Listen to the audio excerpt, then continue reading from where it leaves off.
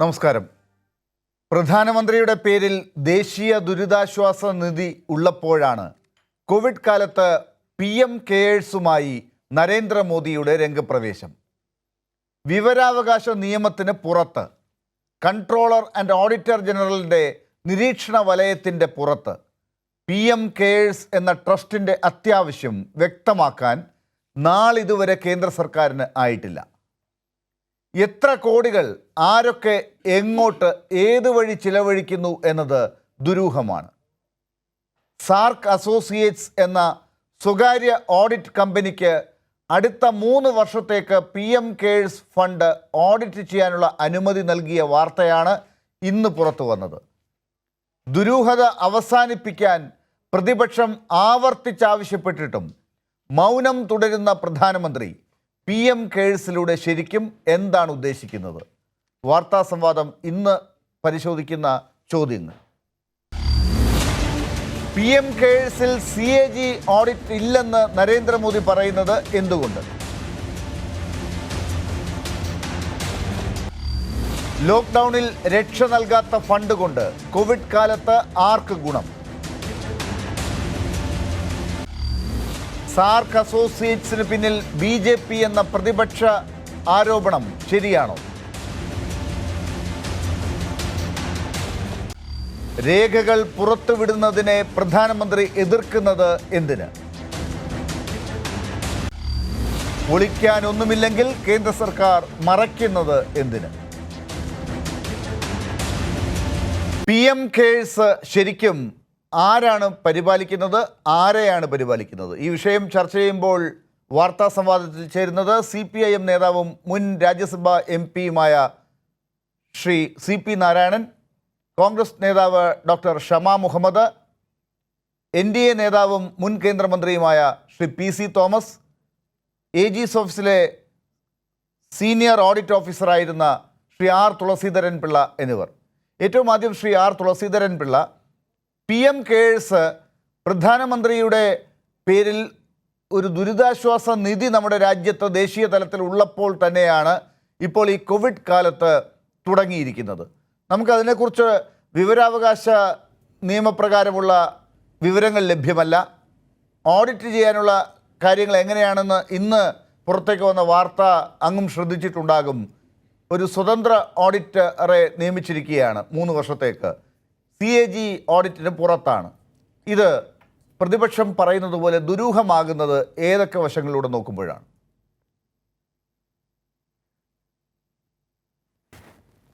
തുളസീധരൻപിള്ള, ഗവൺമെൻറ്റിൻ്റെ എല്ലാ ട്രാൻസാക്ഷൻസും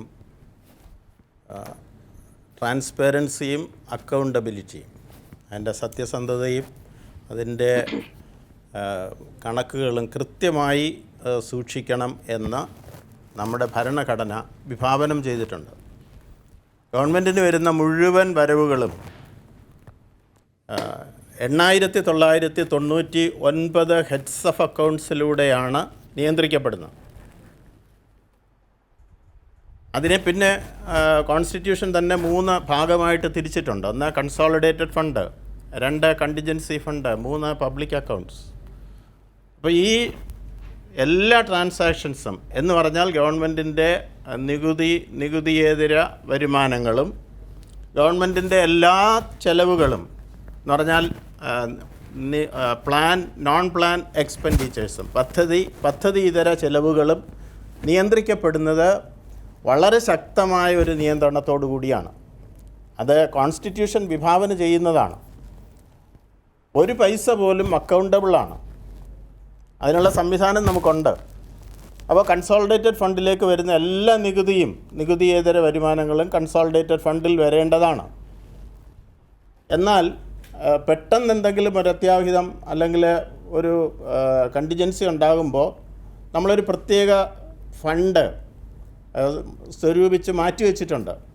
അതിൻ്റെ കസ്റ്റോഡിയൻ സെൻട്രൽ ഗവൺമെൻറ് ആണെങ്കിൽ പ്രസിഡൻ്റ് ഓഫ് ഇന്ത്യയും, സ്റ്റേറ്റ് ആണെങ്കിൽ ഗവർണറുമാണ്. അതിനെ നമ്മൾ കണ്ടിജൻസി ഫണ്ട് എന്ന് വിളിക്കുന്നതാണ്. അത് അദ്ദേഹത്തിൻ്റെ ഡിസ്ക്രിപ്ഷൻ അനുസരിച്ചിട്ട് പെട്ടെന്ന് മറ്റൊരു ഫോർമാലിറ്റീസും കീപ്പ് ചെയ്യാതെ വിനിയോഗിക്കാവുന്ന ഫണ്ടാണ്. മൂന്നാമതൊരു ഫണ്ടുള്ളത് പബ്ലിക് അക്കൗണ്ട്സാണ്. അതായത് പബ്ലിക്കിൻ്റെ കയ്യിൽ നിന്ന് സ്വരൂപിക്കുന്ന ഫണ്ടാണ്. 2001 മുതൽ 1999 വരെ പലതരത്തിൽ നമ്മൾ ഫണ്ടുകൾ സ്വരൂപിക്കുന്നുണ്ട്. അങ്ങനെയുള്ള ഫണ്ടുകൾ മുഴുവൻ സൂക്ഷിക്കേണ്ടത് ഈ പബ്ലിക് അക്കൗണ്ട്സിലാണ്. അതിന് ഈ കൺസോളിഡേറ്റഡ് ഫണ്ടിൻ്റെയും കണ്ടിജൻസി ഫണ്ടിൻ്റെയും പബ്ലിക് അക്കൗണ്ട്സിൻ്റെയും പുറത്ത് ഒരു ഫണ്ട് രൂപീകരിച്ചാൽ അതിൻ്റെ ബോണഫൈറ്റ്സ്, അതിൻ്റെ സത്യസന്ധത എപ്പോഴും ക്വസ്റ്റ്യനബിളാണ്. അപ്പോൾ ഇത് ഒരു റിസർവ് ഫണ്ട് ഉണ്ടാക്കാൻ വേണ്ടിയിട്ട് ഇപ്പോൾ ആൾറെഡി നമുക്ക് പോയിന്റിലേക്ക് വരാം. പ്രൈം മിനിസ്റ്ററുടെ നാഷണൽ റിലീഫ് ഫണ്ട് ഇപ്പോൾ തന്നെ നിലവിലുണ്ട്. അതുകൂടാതെയാണ് പ്രൈം മിനിസ്റ്റർ കെയേഴ്സ് എന്ന് പറയുന്ന ഒരു ഫണ്ട് ഓപ്പൺ ചെയ്തിരിക്കുന്നത്. ആ ഫണ്ടിലേക്ക് അതിൻ്റെ സ്റ്റേക്ക് ഹോൾഡേഴ്സ് എന്ന് പറയുന്ന ആരാണ്? അതിലേക്ക് ഫണ്ട് നൽകുന്നത് ജനങ്ങളാണ്, വിവിധ ഏജൻസികളാണ്. എന്നാലും അവരൊക്കെ പ്രൈവറ്റ് പേഴ്സൺസാണ്, ഇൻഡിവിജ്വൽസ്. ആ ഫണ്ട് ആർക്ക് വേണ്ടിയാണ് സ്വരൂപിക്കുന്നത്? പബ്ലിക്കിന് വേണ്ടിയാണ്. അപ്പോൾ ഈ ഫണ്ട് ഒരു റിസർവ് ഫണ്ടായിട്ട് സൂക്ഷിക്കണം. അങ്ങനെ ഒരു റിസർവ് ഫണ്ടായിട്ട് സൂക്ഷിച്ചിട്ട് വേണം അത് കൈകാര്യം ചെയ്യാൻ. ഈ കൺസോളിഡേറ്റഡ് ഫണ്ടും ഈ പബ്ലിക് അക്കൗണ്ട്സും തമ്മിലുള്ള കാതലായ ഒരു ഡിഫറൻസ് എന്ന് പറയുന്നത്, കൺസോളിഡേറ്റഡ് ഫണ്ടിലിരിക്കുന്ന മുഴുവൻ ട്രാൻസാക്ഷൻസും 31 മാർച്ച് ആവുമ്പോൾ ഇറ്റ് വിൽ ബി ക്ലോസ്ഡ്. അതിന് നമ്മൾ ക്ലോസ്ഡ് ടു ഗവൺമെൻറ് എന്നാണ് പറയുന്നത്. ഒരു നിമിഷം ഞാൻ താങ്കളിലേക്ക് വരാം. മൈക്കിൻ്റെ കാര്യത്തിൽ ചെറിയൊരു പ്രശ്നമുണ്ട്. ശ്രീ CP നാരായണൻ, അപ്പോൾ ഈ കാര്യത്തിൽ പ്രതിപക്ഷം ഇപ്പോൾ PM കെയേഴ്സിനെ എന്ത് സാഹചര്യത്തിലാണ് ഇപ്പോൾ ചോദ്യം ചെയ്യുന്നത് എന്നത് പ്രതിപക്ഷം പറഞ്ഞിട്ടും കേന്ദ്ര സർക്കാരിന് മനസ്സിലാകാതെ പോകുന്നതാണോ? അതോ ഈ കോവിഡ് കാലത്തെ ദുരന്തം നേരിടാൻ വേണ്ടിയുള്ള ഒരു സാഹചര്യമുണ്ട്, അതിൽ ഇടപെടാൻ സർക്കാരിന് അവകാശമുണ്ട്, അതുകൊണ്ട് ഇടപെടാം എന്നതാണോ കേന്ദ്രം പറയുന്നത്? അതിനെ അങ്ങനെ തന്നെ എടുക്കണമോ? അല്ല, ഇതിൽ ഒന്ന്, ഈ NDRF അത് ഏത് ഡിസാസ്റ്റർ വന്നാലും, അത് കോവിഡ് അടക്കമുള്ള ഡിസാസ്റ്റർ വന്നാലൊക്കെ അതിന് ഉപയോഗിക്കാവുന്ന ഫണ്ടാണ്. ആ ഫണ്ട് ഓഡിറ്റ്, CNAGയുടെ ഓഡിറ്റിന് വിധേയമാണ്. ഇത് 1948 മുതൽ നിലനിൽക്കുന്നൊരു ഫണ്ടാണ്. പ്രധാനമന്ത്രി മോദിയുടെ ഗവൺമെൻറ്റിന് പുതിയ ഫണ്ട് രൂപീകരിക്കുന്നതിൽ തെറ്റൊന്നുമില്ല. പക്ഷെ ചെയ്യുമ്പോൾ അതിൽ 2-3 പ്രത്യേകതകളുണ്ട്. ഒന്ന്, അതൊരു പ്രൈവറ്റ് ഫണ്ടാണ്. അത് സർക്കാരിൻ്റെ ഓഡിറ്റ് സംവിധാനത്തിന് വിധേയമല്ല, അതിന് പുറത്താണ്. പ്രധാനമന്ത്രി അധ്യക്ഷനായി 3 മന്ത്രിമാർ, ആഭ്യന്തരമന്ത്രി, ധനമന്ത്രി, പ്രതിരോധ മന്ത്രി, ഇവർ അംഗങ്ങളായ ഒരു കമ്മിറ്റി. അപ്പോൾ അത് കേന്ദ്ര ഗവൺമെൻറ്റാണ്, കേന്ദ്ര ഗവൺമെൻറ്റിൻ്റെ ഭാഗമാണ്. അവരുടെ നേതൃത്വത്തിലുള്ള ഒരു ഫണ്ട് രൂപീകരിക്കുമ്പോൾ അത് പബ്ലിക് അക്കൗണ്ട് ആവണ്ടേ? അല്ല, പക്ഷേ ഇത് ഒരു സ്വകാര്യ ഫണ്ട് പോലെയാണ് ട്രീറ്റ് ചെയ്യുന്നത്. അതിന് ഗവൺമെൻറ്റിൻ്റെ കീഴിലുള്ള ഓഡിറ്റ് സംവിധാനത്തിന് അത് വിധേയമല്ല. 1. 2, ലാലിനറിയാം, 2 വർഷം മുമ്പേ കേരളത്തിൽ ഒരു പ്രളയമുണ്ടായപ്പോൾ ആ പ്രളയത്തിലെ ദുരിതാശ്വാസത്തിന് വേണ്ടി അന്ന് ഗൾഫിലെ പല രാജ്യങ്ങളും സംസ്ഥാനത്തിന് ഫണ്ട് തരാൻ തയ്യാറായി. ഇതേ പ്രധാനമന്ത്രിയുടെ നേതൃത്വത്തിലുള്ള കേന്ദ്ര ഗവൺമെൻറ്റാണ് അത് വിലക്കിയത്. വിദേശത്ത് നിന്ന് സഹായം വാങ്ങേണ്ട ആവശ്യമില്ല.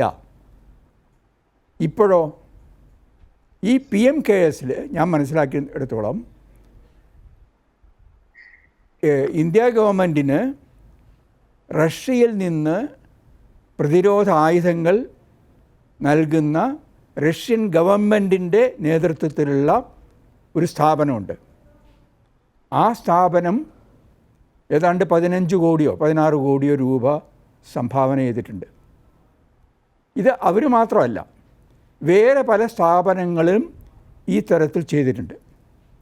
എന്നിട്ടും ഓഡിറ്റിന് വിധേയമല്ല. പോരാ, റെയിൽവേ ഇതിന് പൈസ കൊടുത്തിട്ടുണ്ട്. നമ്മളുടെ പ്രധാനപ്പെട്ട പ്രതിരോധ സേനകൾ മുഴുവൻ ഇതിന് ഫണ്ട് നൽകിയിട്ടുണ്ട്. ഇത് ഔദ്യോഗികമായിട്ടുള്ള വിവരമാണ്. അപ്പോൾ ഗവൺമെൻറ്റിൻ്റെ കീഴിലുള്ള സ്ഥാപനങ്ങളോ അതിൽ പ്രവർത്തിക്കുന്നവരോ നൽകിയ സംഭാവന, കേന്ദ്ര ഗവൺമെൻറ് തന്നെ ജീവനക്കാരോട് കേന്ദ്ര ഗവൺമെൻറ് ജീവനക്കാരോട് അതിലേക്ക് സംഭാവന ചെയ്യാനെന്ന് പറഞ്ഞിട്ടുണ്ട്.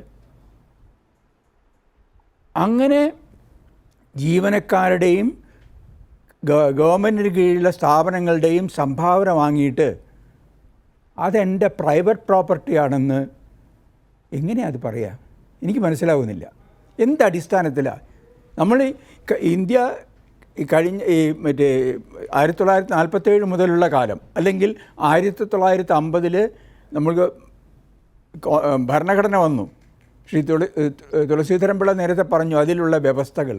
ആ വ്യവസ്ഥകളൊക്കെ നിൽക്കെ ഈ PMKSനെ ഇപ്പോൾ വേറൊന്ന് പറയേണ്ടിയിരുന്നു. Who cares? ജനങ്ങളെ സംബന്ധിച്ചുള്ളത് നിങ്ങളൊക്കെ ആരാ? ഞങ്ങളെ സംബന്ധിച്ചിടത്തോളം അതൊന്നും പ്രശ്നമല്ല. നിങ്ങളോട് ഇത് സംബന്ധിച്ച് സമാധാനം പറയേണ്ട യാതൊരു ബാധ്യതയുമില്ല എന്ന മട്ടിലല്ലേ കേന്ദ്ര ഗവൺമെൻറ് പെരുമാറുന്നത്? യെസ്. അപ്പോൾ ഡോക്ടർ ഷമാ മുഹമ്മദ്, ഇപ്പോൾ ശ്രീ CP നാരായണൻ ചൂണ്ടിക്കാട്ടിയതുപോലെ ആരുണ്ട് ചോദിക്കാൻ എന്ന അർത്ഥത്തിൽ എന്തും ചെയ്യാമെന്ന അർത്ഥത്തിലാണോ ഇപ്പോൾ കേന്ദ്ര സർക്കാർ ഈ PMKSനെ സമീപിച്ചിരിക്കുന്നത്? നിങ്ങളൊക്കെ മുറവിളി കൂട്ടിയിട്ടും ഇന്ന് വന്നിരിക്കുന്ന വാർത്ത അനുസരിച്ച് ഈ സാർക്ക് അസോസിയേറ്റ്സ് എന്ന സ്ഥാപനം ആണ്, സ്വതന്ത്ര ഓഡിറ്റർമാരുടെ കമ്പനിയാണ് ഈ ഫണ്ട് അടുത്ത 3 വർഷത്തേക്ക് ഓഡിറ്റ് ചെയ്യുക എന്നുള്ളത് നിങ്ങൾ നിരന്തരം ആവശ്യപ്പെട്ടിട്ടും വിവരാവകാശ നിയമം അനുസരിച്ച് കാര്യങ്ങളെ കാണുന്നില്ല. ഓഡിറ്റിംഗ് CAGയിലേക്ക് പോകുന്നില്ല. എന്തും മനസ്സിലാക്കണം. ഇപ്പം എനിക്ക് തോന്നുന്നു എന്നോട് മുമ്പേ സംസാരിച്ച ശ്രീ നാരായൺ പറഞ്ഞ ഒരു കാര്യത്തിൽ ഞാൻ എഗ്രി ചെയ്യില്ല. അതിലെന്ന് പറഞ്ഞാൽ അദ്ദേഹം പറഞ്ഞെന്ന് പറഞ്ഞാൽ പ്രധാനമന്ത്രിക്ക് ഒരു പ്രൈവറ്റ് ഫണ്ട് തുടങ്ങാനുള്ള അധികാരമുണ്ട്. എൻ്റെ ഇതിൽ അധികാരമില്ല.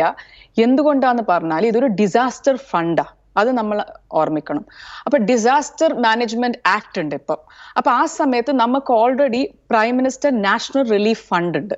അപ്പം അതുള്ള സമയത്ത് ആ പ്രൈം മിനിസ്റ്റർ നാഷണൽ റിലീഫ് ഫണ്ടിൽ ഇപ്പം 3,800 crores 3,800 കോടി അതിൻ്റെ അകത്തുണ്ട്. അപ്പൊ 3,800 കോടി ഉള്ള സമയത്ത് ഈ prime minister national relief fund എന്ന് പറയുന്ന ആ കമ്മിറ്റിയിൽ പ്രധാനമന്ത്രി ഉണ്ട്, അദ്ദേഹം പറഞ്ഞ പോലെ രാഷ്ട്രപതി ഉണ്ട്, കോൺഗ്രസ് പാർട്ടിന്റെ പ്രസിഡന്റ് ഉണ്ട്, പിന്നെ മറ്റേ പല പാർട്ടിയുടെ ചില അംഗങ്ങളുണ്ട്. അപ്പം ആ സമയത്ത് അത് പറയുമെന്ന് പറഞ്ഞാൽ അത് അവര് പറയുന്ന ഒരു കമ്മിറ്റി പറയുന്ന ഒരു ഇൻഡിപെൻഡന്റ് വ്യക്തിയാണ് ഓഡിറ്റ് ചെയ്യാൻ പോകുന്നത്. ഒന്ന്. രണ്ടാമത് CAG വേണമെങ്കിൽ ഓഡിറ്റ് ചെയ്യാം അത്. അപ്പൊ കഴിഞ്ഞ കൊല്ലത്തെ ഓഡിറ്റ് ചെയ്തേരം 2019 ഓഡിറ്റ് ചെയ്തേരം നമുക്ക് അറിയുന്നത് 3,800 കോടി അതിൻ്റെ അകത്ത് ഉണ്ട് എന്ന്. അപ്പം അതൊരു ട്രാൻസ്പെറൻസിയാണ്. വേറൊന്ന് ട്രാൻസ്പെറൻസി എന്ന് പറഞ്ഞാൽ നിങ്ങൾ PM നാഷണൽ റിലീഫ് ഫണ്ടിന്റെ വെബ്സൈറ്റിൽ പോയാൽ അവിടെ കാണും നിങ്ങൾക്ക് എത്ര കോടി ഉണ്ട്. പക്ഷെ ഈ ഫണ്ടിൽ അദ്ദേഹം പറഞ്ഞ പോലെ 4 ആൾക്കാരല്ല, പ്രൈം മിനിസ്റ്റർ, പ്രധാനമന്ത്രി, finance minister, defence minister, home മിനിസ്റ്ററും അതെല്ലാവരും ഒരു പാർട്ടിയിലെ ആൾക്കാരാണ്. അപ്പം ഇപ്പൊ ഒരു പ്രൈവറ്റ് ഫണ്ടെങ്കിൽ നിങ്ങൾക്ക് CSR എന്ന് പറയുന്നത് ഒരു ഇൻഡസ്ട്രിയലിസ്റ്റ്, ഒരു കോർപ്പറേറ്റ്സിന്റെ CSR എടുക്കാം. എന്നിട്ട് നമുക്ക് പറഞ്ഞിട്ടില്ലെങ്കിലും പ്രശ്നമില്ല. പക്ഷെ ഇതിന്റെ അകത്തും അദ്ദേഹം പറഞ്ഞ പോലെ റെയിൽവേസിന്റെ അടുത്ത് 151 കോടി എടുത്തു. പിന്നെ ഞങ്ങള് ഡിഫൻസിന്ന് മറ്റേ പല ഡിഫൻസ്, മിലിറ്ററി, എയർഫോഴ്സ്, നേവി അവരുടെ അടുത്തുനിന്നും അവര് പൈസ എടുത്തിട്ടുണ്ട്. അപ്പൊ ടോട്ടലി ഗവൺമെന്റ് ഏജൻസീസിന്ന് അവര് 4,308 കോടി എടുത്തത് ഗവൺമെന്റ് ഏജൻസി. അവരോട് പറഞ്ഞിരിക്കുക നിങ്ങളെ എല്ലാം മാസത്തെ ഒരു ദിവസത്തെ സാലറി 2020 തൊട്ട് 2021 വരെ നമുക്ക് വേണമെന്ന്. ആർക്കാ തയ്യാറല്ല ഈ സാലറി തരാന്? അവര് നമുക്കൊരു റവന്യൂ ഡിപ്പാർട്ട്മെന്റ് ഒരു ലേഖ എഴുതണം, എന്നിട്ട് പറയണം നമ്മൾ തയ്യാറല്ല. അപ്പൊ അതിന്റെ അർത്ഥം ആർക്കും അങ്ങനെ ധൈര്യം ഉണ്ടാവില്ല. അപ്പൊ അവരോട് ഒരു ജാതി ഫോഴ്സ് ആയത് നിങ്ങൾ സാലറിന്ന് ഒരു ദിവസം തരണമെന്ന്. അപ്പം ഈ സാലറി ഈ നമ്മളെ സേനികൾക്കും റെയിൽവേസിനും കൊടുക്കുന്നത് എവിടുന്ന ഈ പൈസ വരുന്നത്? നമ്മൾ ടാക്സ് കൊടുക്കുന്ന പൈസയാ. അപ്പൊ ടാക്സ് കൊടുക്കുന്ന ഞങ്ങളെ പൈസ എന്നാ അവർ കൊടുക്കുന്ന ഈ ഫണ്ട്. അപ്പൊ ഞങ്ങൾ ഇവിടുത്തെ ഈ ആൾക്കാർ, ഞങ്ങള് ഇന്ത്യൻസിന് അധികാരമില്ല അറിയാൻ ആരാ ഈ ഫണ്ട്, എവിടെയാ ഈ ഫണ്ട് നിങ്ങൾ ചെലവാക്കുന്നത്. ഒരു മിനിറ്റ്, ഞാനൊന്ന് പ്ലീസ് കംപ്ലീറ്റ് ചെയ്യട്ടെ. നിങ്ങൾ അവർക്കെല്ലാം സമയം കൊടുത്തു. അപ്പം ഇത് നമുക്ക് അധികാരം ഉണ്ടല്ലോ അറിയാൻ. എന്തുകൊണ്ട് ഒരു പ്രധാനമന്ത്രി തുടക്കത്തിൽ 2017 പറഞ്ഞു നാ ഖാऊंगा നാ ഖാനെ ദൂंगा, ഞാൻ അഴിമതി ചെയ്യൂല, എന്റെ അടുത്തുള്ള ആൾക്കാരും ഞാൻ അഴിമതി ചെയ്യാൻ വിടൂല.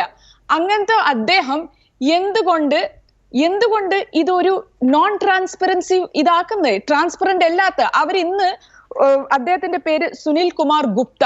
സുനിൽ കുമാർ ഗുപ്തനെ ഓഡിറ്റ് ചെയ്യാൻ പറഞ്ഞത്. ആ സുനിൽ കുമാർ ഗുപ്തയുടെ ഈ വ്യക്തി എന്ന് പറയുന്ന പല ഫോട്ടോസ് ഉണ്ട്. പീയൂഷ് ഗോയലിന്റെ ഒക്കെ പ്രധാനമന്ത്രി ഭയങ്കര അടുപ്പുള്ള ഒരു വ്യക്തിയാണ് സുനിൽ കുമാർ ഗുപ്ത.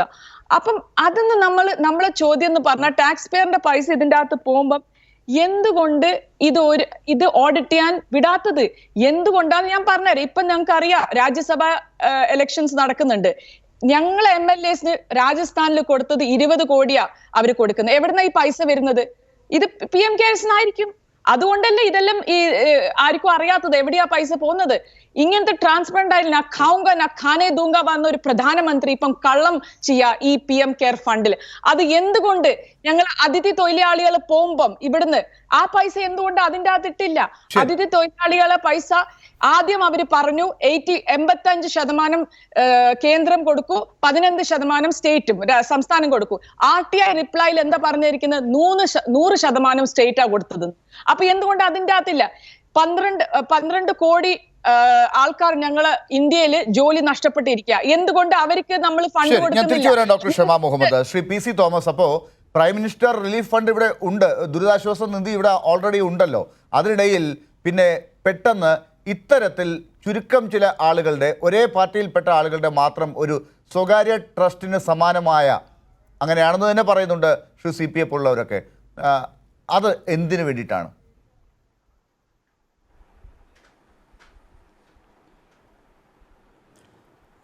എനിക്ക് പറയാനായിട്ട് കുറച്ച് സമയം തരണം. ഇടയ്ക്ക് കയറി ചോദിച്ചാൽ ഒരു ബുദ്ധിമുട്ട് വരും. കാരണം ഇതൊരു ലീഗൽ മാറ്ററാണ്. ഇത് വളരെ നിയമപരമായിട്ടുള്ള മാത്രം മാറ്ററാണെന്ന് ഞാൻ പറയട്ടെ. കാരണം ഇത് ഇവിടെ പറഞ്ഞതുപോലെ ഒരു കംട്രോളർ ആൻഡ് ഓഡിറ്റർ ജനറലിൻ്റെ അക്കൗണ്ട്സിൽ പെടുന്നില്ല. CNAGയുടെ അക്കൗണ്ടിൽ പെടുത്താവുന്നതിൻ്റെ രീതിയിൽ പെടുന്ന കാര്യങ്ങളിൽ ഉൾപ്പെടുന്നില്ല. ഇത് ഒരു പബ്ലിക് ട്രസ്റ്റാണ്. പബ്ലിക് ട്രസ്റ്റായിട്ട് രജിസ്റ്റർ ചെയ്തതാണ്. അതിന് പ്രത്യേകിച്ച് നിയമമുണ്ട്. ആ നിയമപ്രകാരം രജിസ്റ്റർ ചെയ്താൽ അതനുസരിച്ച് ഓഡിറ്റ് ചെയ്യേണ്ടത് കംട്രോളർ ആൻഡ് ഓഡിറ്റർ ജനറൽ അല്ല, CAG അല്ല. പകരം വേറെ ഓഡിറ്ററെ വെക്കണം. നേരത്തെ ഒരു ഫണ്ടിനെ കുറിച്ച് പറഞ്ഞല്ലോ, പ്രധാനമന്ത്രി മറ്റേ ഒരു പെട്ടെന്ന് കൊടുക്കാവുന്ന ഒരു ഫണ്ട് PMNRF എന്ന് പറയും. PMNRF എന്ന് പറയുന്ന ആ ഫണ്ട് അതും ഓഡിറ്റ് ചെയ്യാവുന്നതല്ല. ആര്? കംട്രോളർ ആൻഡ് ഓഡിറ്റർ ജനറൽ അല്ല ചെയ്യുന്നത്. അത് ചെയ്തുകൊണ്ടിരുന്ന അതേ ഏജൻസിയെ കൊണ്ട് തന്നെ ഇപ്പോൾ ഇതും ചെയ്യിപ്പിക്കുന്നു എന്നുള്ളത് ശരിയാ. അതിലെന്താ തെറ്റ്? ഓഡിറ്റ് ചെയ്യാനുള്ള തീരുമാനം എടുത്തതെന്താ? ഈ തീരുമാനം വന്നത് തന്നെ കഴിഞ്ഞ മാർച്ച് മാസം 27-ാം തീയതിയാണ്. മാർച്ച് മാസം 27-ാം തീയതി രജിസ്റ്റർ ചെയ്ത ഒരു ട്രസ്റ്റാണ് ഇത് കൈകാര്യം ചെയ്യുന്നത്, ഇത് മാനേജ് ചെയ്യുന്നത്. അവരാണ് ഇത് ചെയ്യേണ്ടത് പൂർണ്ണമായിട്ടും. അവരത് ചെയ്യാനായിട്ട് ഉള്ള നിയമത്തിൽ വളരെ വ്യക്തമായിട്ട് പറഞ്ഞിരിക്കുന്നത് ആ ട്രസ്റ്റ് ആക്ട് അനുസരിച്ച് ഉള്ള കാര്യങ്ങളാണ്. അതുപോലെ തന്നെ RTIയുമായി ബന്ധപ്പെട്ട് ഒരു കാര്യം പറഞ്ഞല്ലോ. ഇവിടെ നമ്മുടെ ഏതെങ്കിലും തരത്തിൽ അപേക്ഷ കൊടുത്താൽ ഒരു കോപ്പി കിട്ടത്തക്ക വിധത്തിലുള്ള ഒരു നിയമം, അതിനകത്തും പറയുന്ന ഒരു സെക്ഷൻ 2H എന്ന് പറയുന്ന വകുപ്പുണ്ട്. ആ 2H അനുസരിച്ച് ഇതൊരു പബ്ലിക് അതോറിറ്റി ആകുന്നില്ല. പബ്ലിക് അതോറിറ്റി അല്ല എങ്കിൽ പബ്ലിക് അതോറിറ്റി അല്ലാത്ത ഒരാളെ അതിനകത്ത് ഉൾപ്പെടുത്തി അതിനകത്ത് കൊടുക്കാൻ പറ്റില്ല. ഇതിനകത്ത് പ്രധാനമന്ത്രിക്ക് പ്രത്യേകിച്ച് ഒരു വെറുതെ താല്പര്യമൊന്നുമില്ല. ഇതെന്തിനാണ് ഇങ്ങനെ? PC തോമസ്, താങ്കൾ ആ പ്രധാനപ്പെട്ട കാര്യങ്ങൾ വിശദീകരിച്ചതുകൊണ്ട് ഒന്ന് ചോദിക്കുകയാണ്. സമയം തരണമെന്ന് പറഞ്ഞുകൊണ്ടാണ് ഞാൻ ഇടപെടാതിരുന്നത്. ഒരു കാര്യം, ഈ PMNRF എന്ന് പറയുന്ന prime minister's national relief fund, അത് CAG അല്ല ഓഡിറ്റ് ചെയ്യുന്നതെന്ന് അങ്ങയുടെ വിശദീകരണം തൃപ്തികരമല്ല. എൻ്റെ അറിവിൽ അത് അങ്ങനെ അല്ല. രണ്ടാമത്തെ കാര്യം, ഈ പറഞ്ഞു തീർന്നില്ല. എമർജൻസി ഫണ്ടാണ്. ഇതൊരു എമർജൻസി ഫണ്ടാകുമ്പോൾ അത് മറ്റേ ഫണ്ടുമായിട്ട് ചേർത്ത് ആയിക്കൂടെ എന്ന് ചോദിച്ചാൽ എങ്ങനെയാ? അത് പറ്റത്തില്ല. സുപ്രീം കോടതി പോയി തള്ളിക്കളഞ്ഞല്ലോ, അതറിയാമല്ലോ. ശ്രീ PC തോമസ്, ഈ PMNRF CAG അല്ല ഓഡിറ്റ് ചെയ്തത് എന്ന് അങ്ങ് പറഞ്ഞത് വ്യക്തമല്ല. അതൊന്ന്. രണ്ടാമത്തെ കാര്യം, ഈ ഇപ്പോൾ വന്നിരിക്കുന്ന PM കെയർസ് ഉണ്ടല്ലോ, അങ്ങ് ഒരു എമർജൻസി എന്നൊരു വാക്കും കൂടി ഇട്ട് തുടങ്ങിയിരിക്കുന്ന ഈ പരിപാടി, prime ministers citizen assistance and relief in emergency situations fund എന്നാണ്. ഇതൊരു പ്രൈവറ്റ് പരിപാടിയാണെന്നാണ് പറയുന്നത്. രാജ്യത്തിൻ്റെ എമർജൻസി സിറ്റുവേഷൻ ഡീൽ ചെയ്യാൻ വേണ്ടി ഉണ്ടാക്കുന്ന ഫണ്ട് ഒരു പ്രധാനമന്ത്രി അംഗമായിരിക്കുന്ന ഒരു ട്രസ്റ്റിലൂടെ പ്രൈവറ്റായി സ്വരൂപിക്കാനുള്ളതാണോ? ഒരു ദേശീയ ദുരന്തം നേരിടേണ്ടത് പ്രൈവറ്റ് ഫണ്ട് ഉപയോഗിച്ചിട്ടാണോ? അതെങ്ങനെയാണ് വിശദീകരിക്കാനാകുക? അക്കാര്യത്തിൽ എന്തിനാണ് ഇത്ര നിർബന്ധ ബുദ്ധി?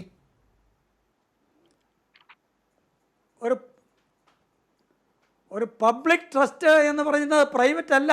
ഒരു പബ്ലിക് ട്രസ്റ്റായിട്ട് ട്രസ്റ്റ് ആക്ട് അനുസരിച്ച് നിയമപരമായിട്ട് രജിസ്റ്റർ ചെയ്ത ഒരു അതോറിറ്റിയാണ്. അതിൻ്റെ ഔദ്യോഗികമായിട്ടുള്ള ഒരു എക്സ് ഒഫീഷ്യോ ആളാണ് നരേന്ദ്രമോദി അല്ല, പ്രൈം മിനിസ്റ്ററാണ്. പ്രധാനമന്ത്രിയുടെ ഓഫീസിലാണ് ഇതിന്റെ നടത്തിപ്പ്. സർക്കാരിന്റെ സെക്രട്ടറി തലത്തിലുള്ള ആളുകളാണ് ഇതിന്റെ നടത്തിപ്പുകാർ. ഇതൊക്കെ പബ്ലിക് ട്രസ്റ്റിനെ കൈകാര്യം ചെയ്യുന്ന സ്വകാര്യ വ്യക്തികളല്ലല്ലോ. അല്ല, പ്രധാനമന്ത്രിയാണ് അതിന്റെ എക്സ് ഒഫീഷ്യോ ചെയർമാൻ. അല്ല, സ്വകാര്യ വ്യക്തിയൊന്നുമല്ല, പ്രധാനമന്ത്രിയാണ് ഈ ട്രസ്റ്റിൻ്റെ ഔദ്യോഗികമായിട്ട് ഉള്ള ചെയർമാൻ. അതുകൂടാതെ 3 ഔദ്യോഗികമായിട്ടുള്ള മെമ്പർമാരിൽ ഫിനാൻസ് മിനിസ്റ്ററുണ്ട്, ഹോം മിനിസ്റ്ററുണ്ട്, അതുകൂടാതെ ഡിഫൻസ് മിനിസ്റ്ററുണ്ട്. കുറച്ചുകൂടി വ്യക്തമായിട്ട് പറഞ്ഞാൽ ബിജെപിയിലെ നേതാക്കന്മാരാണ് മാത്രം ആണ് ഉള്ളത്. ഈ ഉണ്ടെന്ന് പറയുമ്പോൾ അവരെല്ലാം വ്യത്യസ്തമായ പോർട്ട്ഫോളിയോ മന്ത്രിസഭയിൽ കൈകാര്യം ചെയ്യുന്നുണ്ടെങ്കിലും ബിജെപിയുടെ നേതാക്കളാണ്. ഇപ്പോൾ ഓഡിറ്റ് ചെയ്യാൻ പോകുന്ന ആൾക്കും ബിജെപിക്കാരുമായിട്ട് ബന്ധമുണ്ട് എന്നാണ് നേരത്തെ ഇവിടെ ഡോക്ടർ ഷമയൊക്കെ പറഞ്ഞത്.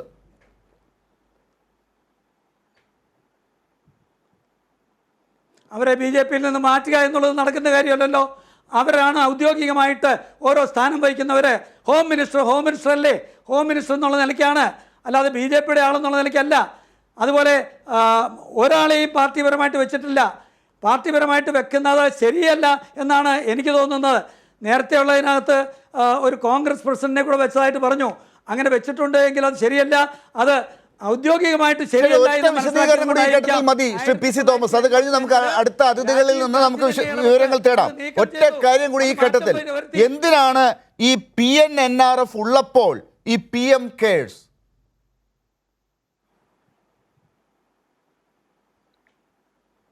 അത് പറയാം. PNNRF എന്ന് പറയുന്നത് എമർജൻസി മാറ്റേഴ്സിന് മാത്രമുള്ളതല്ല. ഞാനൊക്കെ ഒരു 1000 പേർക്കെങ്കിലും ഇതിൽ നിന്ന് എന്തിനാ ചികിത്സാ സഹായം വാങ്ങിച്ചു കൊടുത്തിട്ടുണ്ട്. അത് കിട്ടും. അങ്ങനെയുള്ള ഫണ്ട് അത് PNRF ആയിട്ട് തന്നെ NMRF തന്നെ ആയിട്ട് നിലനിൽക്കും. അതിന് വ്യത്യാസം. നമ്മുടെ മുഖ്യമന്ത്രിയുടെ ദുരിതാശ്വാസ ഫണ്ടിലാണല്ലോ ഇപ്പോൾ കോവിഡ് കാലഘട്ടത്തിലെ സംഭാവനകൾ വരുന്നത്. അവിടെയും ഇതേ ചോദ്യങ്ങൾ വന്നപ്പോൾ പ്രത്യേക അക്കൗണ്ടായി അത് കൈകാര്യം ചെയ്യുന്നതിന് ബുദ്ധിമുട്ടില്ലല്ലോ. ഇത് പ്രധാനമന്ത്രിക്ക് വിശദീകരിക്കാൻ എന്താണ് ബുദ്ധിമുട്ട്? അങ്ങ് പറഞ്ഞ കാര്യം എന്തുകൊണ്ട് പ്രധാനമന്ത്രിക്ക് പറയാൻ സാധിക്കുന്നില്ല? വിവരാവകാശ രേഖയ്ക്ക് പുറത്ത് വേണം എന്ന് കോടതിയിൽ വാദിക്കാൻ എന്തിനാണ് തിടുക്കം?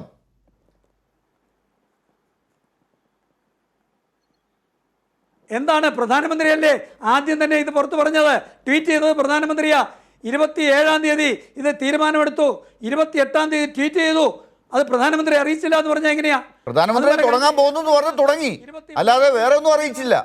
ഇന്നലെ എടുത്ത തീരുമാനം എന്ന രീതിയിൽ പറഞ്ഞത് അങ്ങനെ അല്ല. ഇതിനകത്ത് ഒരു കബളിപ്പേരുമില്ല. ഇതിനകത്ത് എത്ര രൂപയുണ്ട് സാർ ഈ PM കെയർസിൽ? ഇപ്പൊ എത്ര രൂപയുണ്ട്? ഫണ്ട് ഇവിടുത്തെ പാവപ്പെട്ട കോവിഡ് രോഗികൾക്ക് വേണ്ടി വാങ്ങിച്ചു കൊടുക്കാനുള്ള ഒരു നടപടിയാണിത്. അങ്ങനെ ഇവിടുത്തെ 6000 ചില്ലാനം കോടി രൂപ ഇപ്പോൾ ഇതാ കോർപ്പറേറ്റ് ഏജൻസികളിൽ നിന്ന് കിട്ടിക്കഴിഞ്ഞിരിക്കുന്നു. ശരി, ആർ തുളസീധരൻ പിള്ള, ഇപ്പോൾ ശ്രീ PC തോമസ് ചൂണ്ടിക്കാട്ടിയതനുസരിച്ചാണെങ്കിൽ ഈ PM കെയർസ് എമർജൻസി സിറ്റുവേഷൻസിൽ ചിലവാക്കാൻ വേണ്ടിയുള്ള ഫണ്ട് സ്വരൂപിക്കുന്നതിന് വേണ്ടിയിട്ടാണ്.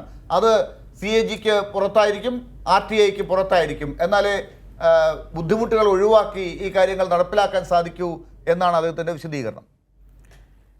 ഇതൊരു എമർജൻസി ഫണ്ടെന്ന് വിളിച്ചത് തന്നെ CNTGയിൽ നിന്ന് എടുത്തു മാറ്റാനും. CNTG ഇതിനൊരു തടസ്സമല്ലല്ലോ.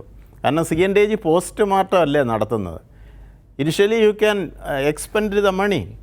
അതിന് CNTG എങ്ങനെ തടസ്സമാവുന്നത്? ഇപ്പോൾ കണ്ടിജൻസി ഫണ്ടിലിരിക്കുന്ന ഒരു തുക അത് ഫ്ലഡ് വന്നാൽ ഇമ്മീഡിയറ്റ് ആയിട്ട് അത് ഗവർണർക്ക് റിലീസ് ചെയ്തുകൂടെ? അല്ലെങ്കിൽ പ്രസിഡൻറ്റ് ഓഫ് ഇന്ത്യക്ക് റിലീസ് ചെയ്തുകൂടെ? അതിൻ്റെ എക്സ്പെൻഡിച്ചർ നിങ്ങൾക്ക് തന്നെ ചെയ്തുകൂടെ? അതിനുശേഷം ഒരു പോസ്റ്റ്മോർട്ടം മാത്രമല്ലേ CNTG ചെയ്യുന്നുള്ളൂ. അതുകൊണ്ട് CNTG എന്തിനാണ് മാറ്റി നിർത്തുന്നത്? ഒരു കോൺസ്റ്റിറ്റ്യൂഷണൽ ഇൻഡിപെൻഡൻറ്റ് അതോറിറ്റി അല്ലേ CNTG. മാത്രമല്ല പ്രൈം മിനിസ്റ്റർ ഈ ഫണ്ട് കൈകാര്യം ചെയ്യുമ്പോൾ വളരെ സന്തോഷമാണ്. കാരണം പ്രൈം മിനിസ്റ്റർ ആണല്ലോ ഈ ഫണ്ട് കൈകാര്യം ചെയ്യുന്നത്, ഹോം മിനിസ്റ്റർ ആണല്ലോ, ഡിഫൻസ് മിനിസ്റ്റർ ആണല്ലോ എന്നൊക്കെ നമുക്ക് ജനങ്ങൾക്ക് ഭയങ്കര സന്തോഷമാണ്. പക്ഷേ അവരെന്തിനാണ് ഇത് മറച്ചു വെക്കുന്നത്? CNTGയുടെ മുമ്പിലോട്ട് ആ ഫയൽ ഇട്ട് കൊടുക്കൂ, നിങ്ങൾ ചെലവ് ചെയ്തതിന് ശേഷം അദ്ദേഹം നോക്കട്ടെ. അപ്പോൾ നിങ്ങളുടെ ട്രാൻസ്പെറൻസിയും അക്കൗണ്ടബിലിറ്റിയും അത് എൻഷുർ ചെയ്യുകയല്ലേ ചെയ്യുന്നത്. ഇതിങ്ങനെ അടുക്കി നെഞ്ചോട് ചേർത്ത് പിടിച്ചും കൊണ്ട് എന്തിനാണ് ഈ ഫണ്ട് കൈകാര്യം ചെയ്യുന്നത്? ഇപ്പോൾ ഞാൻ ഒരു 100 കോടി രൂപ അത് കോൺട്രിബ്യൂട്ട് ചെയ്തു എന്നിരിക്കട്ടെ. ഇപ്പോൾ ഡിഫൻസും പിന്നെ റെയിൽവേയും ഒക്കെ കൊടുത്തു എന്ന് പറഞ്ഞു. As a person I am contributing 100 crore rupees. എനിക്കറിയണ്ടേ ആ ഫണ്ട് എങ്ങനെയാണ് വിനിയോഗിച്ചതെന്ന്? What is the mechanism by which you are expressing that to me? നിങ്ങൾക്കറിയാം, ഒരു ചാരിറ്റബിൾ ഇൻസ്റ്റിറ്റ്യൂഷൻ നടത്തുന്ന ഒരു NGO, അവിടുത്തെ ഒരു കുട്ടി ഞാൻ സ്പോൺസർ ചെയ്യുന്നു എന്നിരിക്കട്ടെ. ഞാൻ സ്പോൺസർ ചെയ്യുമ്പോൾ ഞാൻ കൊടുക്കുന്ന തുക, ആ കുട്ടിക്ക് വേണ്ടി കൊടുക്കുന്ന തുക കൃത്യമായി എങ്ങനെ വിനിയോഗിച്ചു എന്ന് ആ NGO എന്നെ അറിയിക്കും. ആ കുട്ടിയുടെ പിന്നെ പ്രോഗ്രസ് കാർഡ് പോലും എനിക്ക് അയച്ചു തരുന്ന സ്ഥാപനങ്ങൾ ഇന്ന് ഇന്ത്യയിൽ പ്രവർത്തിക്കുന്നുണ്ട്. അത്രയും ട്രാൻസ്പെറൻസിയോടുകൂടി ഒരു NGO പ്രവർത്തിക്കുമ്പോൾ പ്രൈം മിനിസ്റ്റർ ഹെഡ് ചെയ്യുന്ന ഒരു ഓർഗനൈസേഷൻ്റെ ഫണ്ടുകൾ ഇപ്പോൾ 9,000 കോടി ഇരിക്കുന്നു എന്ന് പറഞ്ഞാൽ ആരാണ് പറഞ്ഞത്? ഇത് ആർക്കാണ് കൊടുക്കുന്നത്? പിന്നെ ഒരുപാട് ദുരൂഹതകളുണ്ട് ഇതിന്. കാരണം ഇപ്പോൾ ഒരു കോർപ്പറേറ്റിൽ നിന്ന് 1,000 കോടി കിട്ടിയ അയാൾക്ക് ടാക്സ് എക്സംഷൻ ഉള്ളതാണിത്. അപ്പോൾ ടാക്സ് എക്സംഷന് വേണ്ടിയിട്ട് അയാൾ റിട്ടേൺ ഫയൽ ചെയ്യുമ്പോൾ ഇത്ര കോടി കിട്ടിയെന്നങ്ങ് പറഞ്ഞുകൂടെ? ഇതിന് അക്കൗണ്ടബിലിറ്റി ഇല്ലല്ലോ. 2,000 കോടിയാണ് തരുന്നതെന്ന് പറഞ്ഞപ്പോൾ അത്രയും അയാൾ അതിൽ നിന്ന് എസ്കേപ്പ് ചെയ്തുകൂടെ? അത് ഞാൻ വെറുതെ പറയുന്നൊരു കാര്യമാണ്. പക്ഷേ ഇതിൻ്റെ അക്കൗണ്ടബിലിറ്റി വേണ്ടേ ഒരു ഫണ്ടിന്? വിശേഷം പ്രൈം മിനിസ്റ്റർ ഹെഡ് ചെയ്തിട്ടൊരു പിന്നെ സ്ഥാപനം അല്ലെങ്കിൽ ഒരു ഫണ്ട് കൈകാര്യം ചെയ്യുമ്പോൾ ഇനി നിങ്ങൾക്കറിയുമോ, അതായത് കോൺസ്റ്റിറ്റ്യൂഷൻ അനുസരിച്ചിട്ട് നമ്മുടെ അക്കൗണ്ടിങ് സിസ്റ്റത്തെ ഗവേൺ ചെയ്യുന്നത് ഞാൻ നേരത്തെ പറഞ്ഞതുപോലെ ഹെഡ്സ് ഓഫ് അക്കൗണ്ട്സ് വഴിയാണ്. കൃത്യമായിട്ട് നമുക്ക് പബ്ലിക് അക്കൗണ്ട്സിൽ ഇതുപോലുള്ള ചിലവുകൾ ചെയ്യാൻ 81, 21 എന്ന് പറയുന്ന മേജർ ഹെഡ് ഓഫ് അക്കൗണ്ട് ഉണ്ട്. അതിൻ്റെ തൊട്ട് താഴെ നിങ്ങളിപ്പോൾ പറയുന്ന റിസർച്ചൊക്കെ ചെയ്യാൻ മറ്റേതിൽ പ്രൊവിഷൻ ഇല്ല എന്ന്, റിസർച്ച് ചെയ്യുന്നതിന് മൈനർ ഹെഡ് കൊടുത്തിട്ടുണ്ട് അതിൽ. So everything is provided.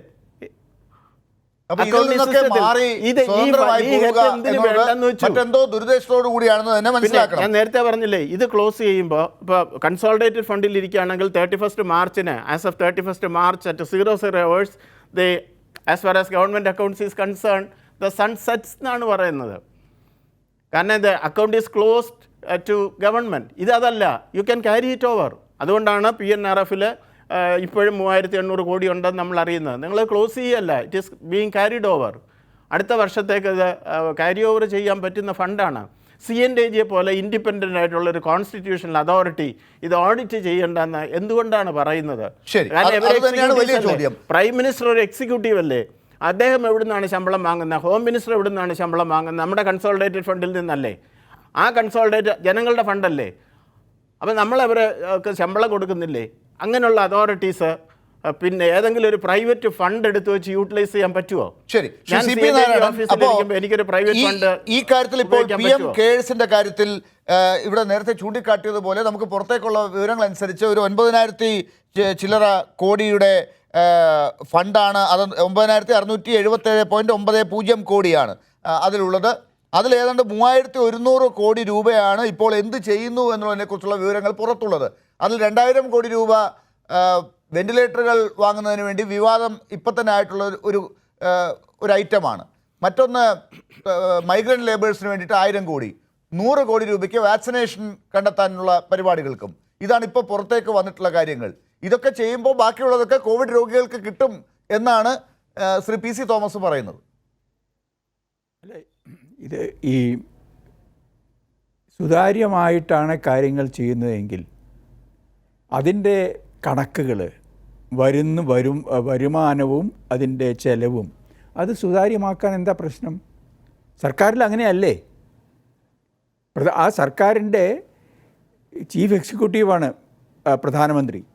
അദ്ദേഹത്തിൻ്റെ പേരിൽ ഒരു ഫണ്ട് ഉണ്ടാക്കിയിട്ട് ആ ഫണ്ട് ഈ തരത്തിൽ ഒരു സ്വകാര്യ ഏർപ്പാടായിട്ട് നടത്തുമ്പോൾ മാത്രമല്ല, അതിൽ പാർട്ടിയെ അനുസരിച്ച് നിങ്ങൾക്ക് ഇതിനെപ്പറ്റി കാര്യങ്ങൾ ചോദിക്കാൻ പറ്റില്ല.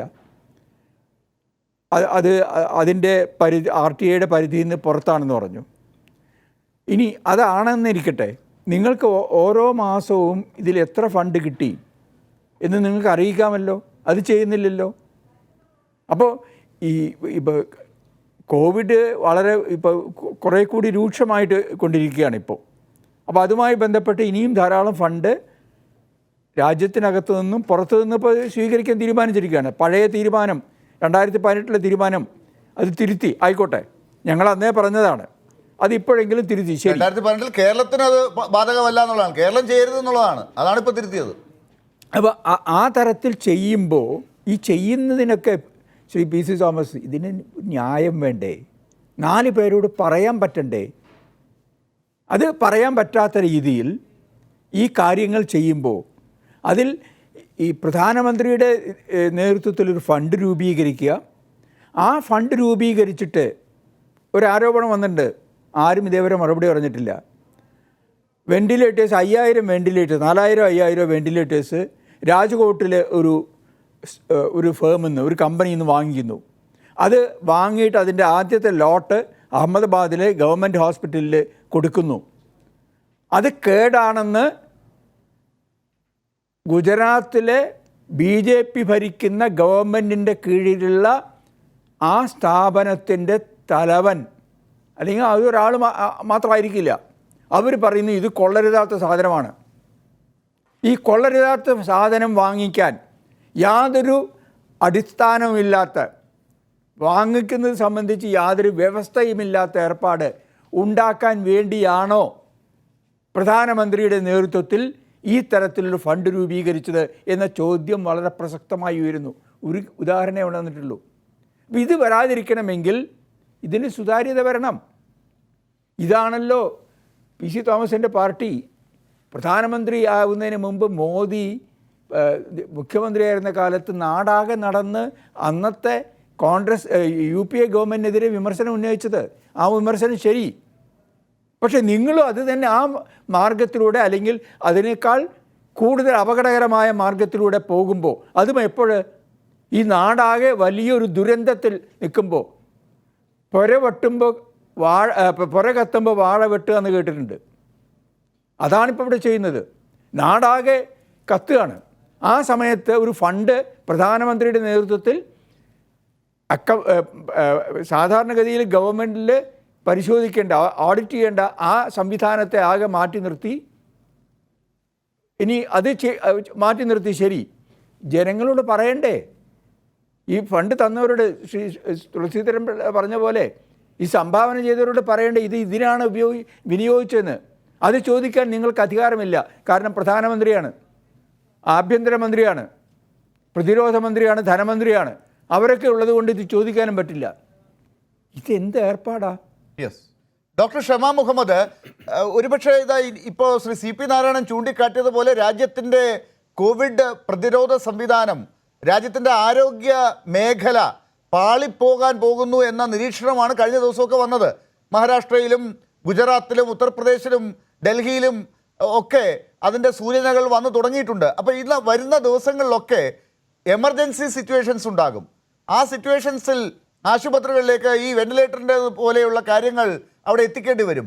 അതൊക്കെ ഈ പറഞ്ഞ 2000 കോടി, 9000 ഉണ്ട്, അതിൽ 2000-ൻ്റെ കണക്ക് മാത്രമാണ് ഇതിങ്ങനെ. ബാക്കിയുള്ള കോടികളും ഇനി വരാൻ പോകുന്ന കോടികളും ഒക്കെ ചിലവാക്കുമ്പോഴും അതിങ്ങനെ തന്നെ കൊണ്ടുപോകാൻ വേണ്ടിയാണോ ഈ ഏർപ്പാട് ഇത്ര ദുരൂഹമാക്കി വെക്കുന്നത്? അല്ല, എനിക്ക് ആദ്യം അതിന് മുമ്പേ ശ്രീ തോമസ് പറഞ്ഞു ഇതൊരു പബ്ലിക് അതോറിറ്റി ആദ്യം പറഞ്ഞു, പിന്നെ പറയും അതൊരു പ്രൈവറ്റ് എൻറ്റിറ്റി. അപ്പൊ എനിക്ക് കൺഫ്യൂസ്ഡ്. ഇപ്പൊ അദ്ദേഹം എന്താ പറയുന്നത്? ഈ PM കേസ് പബ്ലിക് എൻറ്റിറ്റിയോ അല്ലെങ്കിൽ പ്രൈവറ്റ് എൻറ്റിറ്റിയോ? അദ്ദേഹം ആദ്യം പറഞ്ഞു പബ്ലിക് ആണ്. അപ്പൊ പബ്ലിക് എൻറ്റിറ്റി എങ്കിൽ എന്തുകൊണ്ട് CAG ഇത് ഓഡിറ്റ് ചെയ്യാൻ പറ്റില്ല? പിന്നെ അദ്ദേഹം പറഞ്ഞു, നിങ്ങൾ സംസാരിക്കും ഇതൊരു പ്രൈവറ്റ് എൻറ്റിറ്റിയാ. പ്രൈവറ്റ് എൻറ്റിറ്റി എങ്കിൽ എങ്ങനെ സർക്കാരിലെ സ്റ്റാഫ് പിന്നെ റെയിൽവേസ് അതിൽ ഫണ്ട് എന്തുകൊണ്ട് കൊടുക്കേണ്ടത്? പ്രൈവറ്റ് എൻറ്റിറ്റി അവരുടെ എന്തുകൊണ്ട് നിങ്ങൾ അവരെ 1 മാസത്തെ സാലറി 1 കൊല്ലത്തേക്ക് നിങ്ങൾ എന്തുകൊണ്ട് അവരോട് ചോദിക്കുന്നത്? ഈ പബ്ലിക് ഈ മറ്റേ ഡിഫൻസ് റെയിൽവേസിലെ സാലറിയിലും ഞങ്ങളെ ടാക്സ് എന്നല്ലേ പോകുന്നത്. അപ്പൊ എനിക്ക് മനസ്സിലാകും അദ്ദേഹം പറഞ്ഞു ഇത് നിങ്ങൾ ചോദിക്കരുതെന്ന്. ഇതെന്താ, ഞങ്ങള് ഒരു ജനാധിപത്യത്തിലല്ലേ? ഇത് ചൈനയാണോ? ഇപ്പൊ നിങ്ങൾ പറയുന്ന പ്രധാനമന്ത്രിക്ക് എന്തും ചെയ്യാം, ഞങ്ങൾ ചോദിക്കാൻ പാടില്ല എന്ന്. എവിടെയാ ട്രാൻസ്പെറൻസി? ഇപ്പൊ ആദ്യത്തെ അവര് ഇതില് 3100 കോടിയാന്ന് അവര് പറഞ്ഞ കോവിഡിൽ ഞങ്ങൾ ഇടുന്നു. അതില് ശ്രീ നാരായണൻ പറഞ്ഞ പോലെ 2000 കോടിയാണ് ആ വെന്റിലേറ്റർ വാങ്ങാൻ പറഞ്ഞത്. അത് വിജയ് റൂപാനി വരെ ഉണ്ടായിരുന്നു. അതും വാങ്ങിയത് രാജ്കോട്ടിലെ ഒരു വ്യക്തി, അവര് സുഹൃത്താ, BJPയുടെ സുഹൃത്ത്. ആ വെന്റിലേറ്റർ വാങ്ങി എല്ലാം നല്ലോണം അഹമ്മദാബാദ് ഹോസ്പിറ്റലിൽ കൊടുത്തു. പിന്നീട് അഹമ്മദാബാദ് ഡയറക്ടർ വന്നിട്ട് പറഞ്ഞു ഇത് വെന്റിലേറ്റർ അല്ല, പക്ഷെ ആംബു ബാഗ് ആണ്. അവർ പറഞ്ഞു ഇതെല്ലാം ഞങ്ങൾക്ക് ഇത് യൂസ്ലെസ് സാധനങ്ങളാ, ഇത് പറ്റില്ല. അപ്പൊ അതിൽ തന്നെ ആദ്യത്തെ ഇതന്നെ അവർ ഗുജറാത്ത്, എന്നിട്ട് അവർ പറഞ്ഞു ഇനിയും ഞങ്ങൾ 50,000 വെന്റിലേറ്റർ വാങ്ങുമെന്ന്. അപ്പൊ ഇതിന് തന്നെ ഒരു ട്രാൻസ്പെറൻസി ഇല്ല. എങ്ങനെ ഇങ്ങനത്തെ ഒരു ഫ്രോഡ് കമ്പനിയിൽ അവർ പൈസ കൊടുക്കുന്നു? എന്താ അതിന്റെ ശേഷം അതിന് ഇൻവെസ്റ്റിഗേഷൻ ഇല്ല. നിങ്ങൾക്കറിയാലോ, അവിടുത്തെ അഹമ്മദാബാദിലെ ഹൈക്കോർട്ട് പറഞ്ഞത് Ahmedabad civil hospital is a dungeon. ജഡ്ജുകള് ഇതാണ് PIL ഫയൽ ചെയ്തത്. അതിന്റെ ഒരാഴ്ചത്തിന്റെ ശേഷം കേന്ദ്ര സർക്കാർ ആ ഹൈക്കോർട്ടിന്റെ ജഡ്ജസിനെ അവിടുന്ന് മാറ്റി, എന്നിട്ട് പുതിയ ജഡ്ജ് ഇട്ടു, എന്നിട്ട് അവരെ സ്റ്റേറ്റ്മെന്റ് വേറെ ആയിരുന്നു. അപ്പം ഈ സർക്കാർ ഞങ്ങൾ കാണുന്നെന്ന് പറഞ്ഞാൽ ഒരു കാര്യം തെറ്റെങ്കിൽ ഞങ്ങൾ അംഗീകരിക്കണം, അവിടെ ഒരു ഇഷ്യൂ ഉണ്ട്, അവിടെ ഒരു പ്രോബ്ലം ഉണ്ട്, എന്നിട്ട് നമ്മൾ അത് മുന്നോട്ട് കൊണ്ടുപോകണം. പക്ഷെ അവിടെ ഒരു ഇഷ്യൂ ഇല്ല. അപ്പം അതിന്റെ ഇതന്നെ നമുക്ക് മനസ്സിലാകുന്നുണ്ട്, ഇവിടെ എന്തോ ഈ ഫണ്ടിന്റെ മുകളിൽ എന്തോ ഉണ്ട്. ശ്രീ നാരായൺ ചോദിച്ച പോലെ, അതിന് മുമ്പേയുള്ള വ്യക്തി ചോദിച്ച പോലെ, നമുക്ക് പ്രധാനമന്ത്രിയിൽ വിശ്വാസം വരണമെങ്കിൽ എന്തുകൊണ്ട് നിങ്ങൾ ക്ലിയർ ആയിട്ട് പറയുന്നില്ല എവിടെയാ ഈ പൈസ പോകുന്നത്? എന്തുകൊണ്ട് ഇതിനുള്ള നിങ്ങൾ പറയുന്ന എമർജൻസി, ഇതിപ്പോ എമർജൻസി അല്ലേ? എത്ര ആൾക്കാർ മരണപ്പെടുന്നു ഇവിടെ. ഹോസ്പിറ്റൽസ് നിങ്ങൾക്കറിയോ, വെന്റിലേറ്റേഴ്സ് ഇല്ലാത്തതുകൊണ്ട് ഹോസ്പിറ്റൽസില് നോർത്തില് ഡൽഹിയിൽ വരെ ഇപ്പം ബെഡ്സ് ഇല്ല. അപ്പൊ എന്തുകൊണ്ട് രാജധാനി, അതാണ് ഡൽഹി എന്നാണ് നമ്മളെ ക്യാപിറ്റൽ, അവിടെയാണ് പ്രധാനമന്ത്രിയില്, എന്തുകൊണ്ട് ആ ഫണ്ടിൽ നിന്ന് കൊടുത്തിട്ട് വെന്റിലേറ്റർ വാങ്ങാൻ നമ്മൾ ചെയ്യാത്തത്? എനിക്കതാണ് മനസ്സിലാത്തത്. അപ്പം ഇതില് ക്ലിയർ ആണ് അദ്ദേഹം പറഞ്ഞ, ഇതില് ക്ലിയർ ആണ് ഈ ഫണ്ട് അവർക്ക് വേറെന്തോ കാര്യത്തിൽ ഉപയോഗിക്കണം. അതുകൊണ്ട് അല്ലെങ്കിൽ ഞങ്ങൾക്ക് ഇപ്പം MSMEs ഉണ്ട്, അതിൽ അവർ ഇത് കൊടുക്കണം. ഇപ്പൊ അവര് ഇട്ട ഒരു പാക്കേജ് 0.8% ആണ് GDP-യില്. അത് എന്തുകൊണ്ട് ഈ കോവിഡിന് വേണ്ടിയിട്ട് ഈ ഫണ്ട് തുടങ്ങിയത്? അപ്പൊ ഈ കോവിഡിന് വേണ്ടിയിട്ട് ഫണ്ട് തുടങ്ങിയെങ്കിൽ ഞങ്ങൾ എന്തുകൊണ്ട് MSMEs-ൽ പൈസ കൊടുക്കാണ്ടിരുന്നത്? എന്തുകൊണ്ട് 7,000 റുപ്പീസ് ഞങ്ങൾ ഓരോ അതിഥി തൊഴിലാളിയുടെ അക്കൗണ്ടിൽ നേരെ ഡയറക്റ്റ് ട്രാൻസ്ഫർ ഈ ഫണ്ടിൽ നിന്ന് എടുത്തൂടെ? ശരിക്കും നിങ്ങൾ ഇന്ത്യ സ്പെൻഡ് എന്ന് പറയുന്നത് ഒരു ഇൻഡിപെൻഡന്റ് ജേർണലിസ്റ്റ് ഓർഗനൈസർ, അവരാ പറഞ്ഞത് ഇതില് 967 കോടി ഉണ്ട് എന്ന്. അതും അവര് 677 കോടി ഉണ്ട്. അല്ല, 9,677 കോടിയുണ്ട്, സോറി. അപ്പം അത് അവര് ഇൻവെസ്റ്റിഗേറ്റ് ചെയ്തിട്ട് അവർക്ക് മനസ്സിലായി 4,308 കോടി മറ്റേ ഇവിടുന്ന് വന്നിട്ടുണ്ട് ഗവൺമെന്റ് ഏജൻസീസ്, ബാക്കി 5,000 കോടി വന്നത് കോർപ്പറേറ്റ്സ് നിന്നാണ്.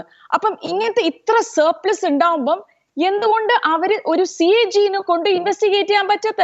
ഇതെന്ന് പറഞ്ഞാൽ അവരെ മെയിൻ ഇഷ്യൂ എന്ന് പറഞ്ഞാൽ ഇവിടെ അവർക്ക് ഇതിൽ ഒരു ഇതും വേണ്ട. ഇത് അവര് അപ്പൊ വേറൊരു കാര്യം, ഇത്ര ഇമ്പോർട്ടന്റ് ആയിട്ടുള്ള കാര്യം ഉള്ള സമയത്ത് എന്തുകൊണ്ട് ഞങ്ങള് അമിത്ഷാ ഇപ്പം മറ്റേ ബീഹാർ ഇലക്ഷന്റെ പിന്നിലല്ലേ?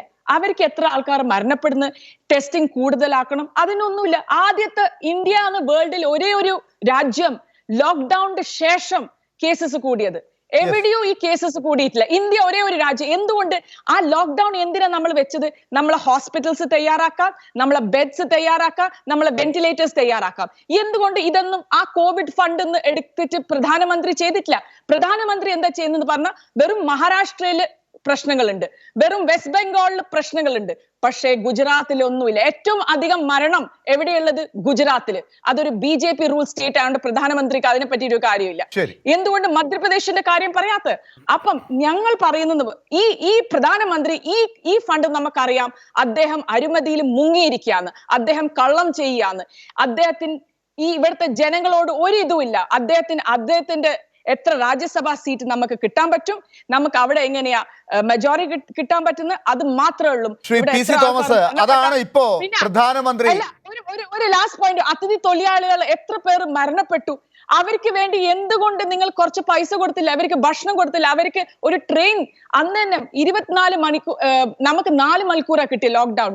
അപ്പൊ അദ്ദേഹം ആദ്യത്തെ 3 ദിവസം തന്നെ അദ്ദേഹം ട്രെയിൻ വെക്കണമായിരുന്നു. വ്യക്തമാണ്. ഞാൻ സമയത്തിന്റെ പ്രശ്നം കൊണ്ട് ഒന്ന് ഇടപെടുകയാണ്. ശ്രീ PC തോമസ്, അപ്പൊ ഈ കാര്യങ്ങളൊക്കെ പ്രധാനമന്ത്രി ഇപ്പോൾ ഈ കോവിഡ് കാലത്തും ജനങ്ങളുടെ മുമ്പിൽ ഇങ്ങനെ വല്ലാതെ നിൽക്കുന്ന ഒരു അവസ്ഥ ഉണ്ടായിരിക്കുന്നത്, ചില ചോദ്യങ്ങൾക്ക് ഉത്തരം കൊടുക്കാതെ നിൽക്കുന്നത്, അദ്ദേഹത്തിൻ്റെ പുറത്ത് ഒരു കറുത്ത നിഴൽ വീഴ്ത്തുന്ന ഒരു സാഹചര്യം ഉണ്ടായി എന്ന് വേണമെങ്കിൽ കാണേണ്ടി വരും. അതില്ല എന്ന് തെളിയിക്കാൻ അദ്ദേഹം മുന്നോട്ട് ഇറങ്ങേണ്ട ഘട്ടമുണ്ട്.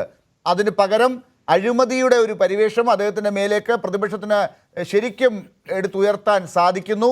ഇതാ ഇപ്പോൾ രാജസ്ഥാനിലും മറ്റ് ഇടങ്ങളിലുമൊക്കെ രാജ്യസഭാ തെരഞ്ഞെടുപ്പുമായി ബന്ധപ്പെട്ട MP-മാരെ വിലയ്ക്ക് വാങ്ങുന്ന പരിപാടിക്ക് ഈ പൈസ ഉപയോഗിച്ചിട്ടുണ്ട് എന്ന ആരോപണം വന്നു കഴിഞ്ഞു. അതുപോലെ ഈ വെന്റിലേറ്റർ വാങ്ങുന്ന കാര്യത്തിൽ ഈ ഓഡിറ്ററിൻ്റെ പശ്ചാത്തലം ഇതൊക്കെ ദുരൂഹമാണ്. അവിടെയൊക്കെ കോവിഡിൻ്റെ രോഗികൾക്കെല്ലാം പൈസ കിട്ടും എന്ന് പരത്തി പറഞ്ഞതുകൊണ്ടായില്ലല്ലോ. ഈ കാര്യങ്ങളിൽ വ്യവസ്ഥാപിതമായിട്ടുള്ള കാര്യങ്ങൾ നടക്കുന്നില്ല എന്നത് എന്തുകൊണ്ടാണെന്ന് കൂടി വിശദീകരിക്കണ്ടേ?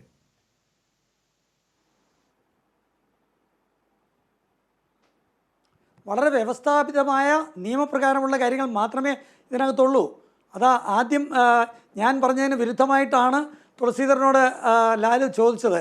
എമർജൻസി ഫണ്ടെന്ന് ഞാൻ പറഞ്ഞതുകൊണ്ടാണ് ഓഡിറ്റ് വേണ്ടെന്ന് ഞാൻ പറഞ്ഞു എന്ന് പറഞ്ഞു. അങ്ങനെ ഞാൻ പറഞ്ഞിട്ടില്ല. ഇത് ഒരു വ്യക്തമായിട്ടൊരു പബ്ലിക് ട്രസ്റ്റായിട്ട് പബ്ലിക് ട്രസ്റ്റ് നിയമപ്രകാരം രജിസ്റ്റർ ചെയ്തതാണ്. അതിനകത്ത് CNAGക്ക് ഒരു പവറില്ല. വേണമെന്ന് വിചാരിച്ചാൽ കൊടുക്കാൻ പറ്റത്തില്ല. അതിന് പ്രത്യേകിച്ച് ഓഡിറ്റ് വെക്കണം. ആ ഓഡിറ്റാണ് ഇപ്പോൾ വെച്ചിരിക്കുന്നത്. അത് ആരെയാണ് വെച്ചത്? നേരത്തെ മുതൽ PMNRFൻ്റെ ആ ഫണ്ട് ഓഡിറ്റ് ചെയ്തിട്ടോ തന്നെയാണ് വെച്ചിരിക്കുന്നത്. അപ്പോൾ ഇപ്പോൾ കയറി പറയുന്നത് അത് BJPക്കാരാണെന്നുകൊണ്ടാണോ? അല്ല. അപ്പോൾ അങ്ങനെ പറഞ്ഞ് നമ്മൾ ഒരു കണ്ണടച്ചിരുത്താൻ പണം ഇട്ടു എന്ന് പറയേണ്ടതില്ല എന്ന് പറയുന്നത് എന്തുകൊണ്ടാണ്? ഇതിനകത്ത് പണം എത്രയുണ്ട് എന്ന് പറയേണ്ടതില്ല എന്ന നിയമം എവിടെ നിന്നാണ്? അല്ല, പണം വരട്ടെ. 10,000 കോടി കടക്കുകയല്ലേ? ആര് പറഞ്ഞു പറയേണ്ടതില്ലെന്ന്? RTI ആക്ട് എന്ന് പറഞ്ഞ നിയമത്തിനകത്ത് വരണമെങ്കിൽ ഞാൻ പറഞ്ഞത് പബ്ലിക് അതോറിറ്റി ആയിരിക്കണം. പക്ഷെ പബ്ലിക് അതോറിറ്റി അല്ല. ക്ഷമ പറഞ്ഞ പോലല്ല. പ്രൈവറ്റ് എന്നുള്ള പബ്ലിക് എന്നുള്ളതല്ല ഞാൻ പറയുന്നത്. ആ നിയമത്തിൽ പറയുന്നത് പബ്ലിക് അതോറിറ്റി എന്ന. ഇപ്പോഴത്തെ ഞാൻ പറഞ്ഞ ട്രസ്റ്റിനകത്ത് പറയുന്നത് പബ്ലിക് ട്രസ്റ്റ് എന്ന. Public trust act. ഞാൻ പ്രൈവറ്റ് എന്നുള്ള വാക്കേ ഉപയോഗിച്ചിട്ടില്ല. ഇതൊരു പ്രൈവറ്റ് ഇടപാടല്ല. അങ്ങനെ തെറ്റിദ്ധരിക്കില്ല. ഇതിനകത്ത് യാതൊരു പ്രൈവറ്റും ഇല്ല. ഇതിനകത്ത് ഒരു പാർട്ടിയുടെ പ്രസിഡന്റിനെ ആക്കിയിട്ടില്ല. ഇല്ല. ഷമാ മുഹമ്മദിന്റെ പാർട്ടിയുടെ പ്രസിഡന്റിനെ കോൺഗ്രസ് ഇരുന്നപ്പോൾ ആക്കിയെങ്കിൽ ഇവിടെ അങ്ങനെ ആക്കുന്നില്ല. പേടിക്കണ്ട. ഒരു പാർട്ടിയുടെ പ്രസിഡന്റിനെ ആക്കുന്നില്ല. അത് ചെയ്യുന്നത് ശരിയല്ല. പക്ഷെ ഒരു കാര്യം പറയട്ടെ, ഇത് കോർപ്പറേറ്റുകളുടെ കയ്യിലിരിക്കുന്ന ആ ഫണ്ട് ഇവിടുത്തെ പാവപ്പെട്ടവർക്ക് കിട്ടാൻ വേണ്ടി, ഇവിടുത്തെ കോവിഡ് എന്ന് പറയുന്ന ഏറ്റവും വലിയ മഹാമാരി വന്നപ്പോൾ അത് ഈടാക്കിയെടുക്കാൻ വേണ്ടിയുള്ള നടപടിയാണ്. ആ നടപടി എടുത്തപ്പോൾ അത് ഓഡിറ്റ് ചെയ്യേണ്ടതാണ്. അത് ഓഡിറ്റ് ചെയ്യുന്നുണ്ട്. അത് സുതാര്യമാണ്. സുതാര്യമല്ല എങ്കിൽ ഇത്ര കറക്റ്റായിട്ട്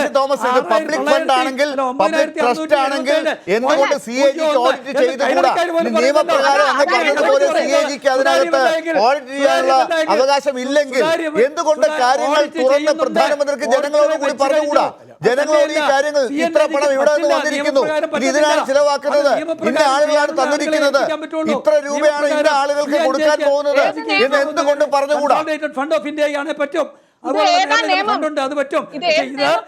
പബ്ലിക് ട്രസ്റ്റ് ആയിട്ട് രജിസ്റ്റർ ചെയ്ത ഒരു ട്രസ്റ്റാണ്, ഒരു ചാരിറ്റബിൾ ട്രസ്റ്റാണ്. നേരത്തെ പറഞ്ഞു ഇത് പബ്ലിക് ഫണ്ട് ആണെങ്കിൽ, ഇത് പബ്ലിക് ഫണ്ട് ആണെങ്കിൽ റൈറ്റ് ടു ഇൻഫർമേഷൻ അനുസരിച്ച് അതിനെപ്പറ്റി വിവരം ചോദിച്ചപ്പോ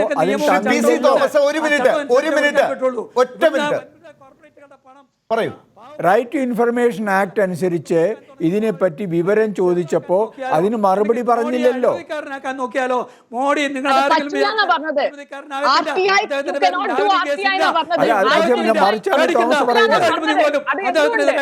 ആർക്കും പറ്റത്തില്ല. താങ്കൾ ഇങ്ങനെ വെറുതെ നിർത്താതെ പറഞ്ഞുകൊണ്ട് കാര്യമില്ല. ഈ കളി തോക്കുമ്പോഴേക്കും എല്ലാം കിട്ടും, എല്ലാവർക്കും എല്ലാം കിട്ടും എന്ന് പറഞ്ഞു പോയിട്ട് കാര്യമില്ല. നമുക്ക് ജനങ്ങൾക്ക് സംശയം മാറ്റി കൊടുക്കണം. ഇതാ ഇപ്പൊ ക്ഷമയും PC തോമസ്, ശ്രീ CP നാരായണനും ഒക്കെ ചോദിക്കുന്ന ഒരു കാര്യം, അല്ല, താങ്കളെ ഇടയ്ക്ക് പറഞ്ഞു RTI അനുസരിച്ച് ചോദിച്ചാൽ ഉത്തരം കിട്ടുന്നു. കിട്ടിയിട്ടില്ലല്ലോ. മാത്രമല്ല കൊടുക്കില്ല എന്നാണ് ഉത്തരം പറഞ്ഞത്. അല്ല, CNAG വേണ്ടാന്ന് എന്തുകൊണ്ടാണ് വെച്ചത്? എക്സ്പെൻഡിച്ചർ എൻക്വയറി ചെയ്ത് കഴിഞ്ഞിട്ടല്ലേ CNAG നോക്കുന്നുള്ളൂ. He is not standing on your way. CNAG വേണ്ടാന്ന് തീരുമാനിച്ച നിയമം ഏതാണ്? പ്രൈവറ്റ് റിലയൻസ് പോലും ഇപ്പോൾ CNAG ഓഡിറ്റ് ചെയ്യുന്നുണ്ട്. CNAGക്ക് ഓഡിറ്റ് ചെയ്യാം. അപ്പോൾ ഇത് വേണ്ട, CNAG വിശ്വാസം ഇല്ലാത്തതുകൊണ്ടാണോ? മാർച്ച് 24 ലോക്ക്ഡൌൺ പ്രഖ്യാപിച്ചു. മാർച്ച് 28 4 ദിവസം കഴിഞ്ഞപ്പോഴേക്കും പെട്ടെന്ന് ഇത് CAG ഒന്നും വേണ്ടാത്ത ഒരു കാര്യം പെട്ടെന്ന് കണ്ടെത്തി കൊണ്ടുവന്നത് എന്തിനാണ്? അത് പിന്നീടല്ലേ ആലോചിക്കേണ്ടത്. CAG വേണോ, വേറെ ആരെങ്കിലും വേണോ, അതോ പുതിയൊരു ടീം വേണോ ഓഡിറ്റ് ചെയ്യാനുള്ളത് തീരുമാനിക്കേണ്ടത് പിന്നീടല്ലേ? അത് ആദ്യമേ അത് തന്നെ എഴുതി ചേർത്തതിന് ശേഷം താഴോട്ട് പണം പിരിക്കുന്ന പരിപാടി ആലോചിച്ചതാണ് ദുരൂഹം.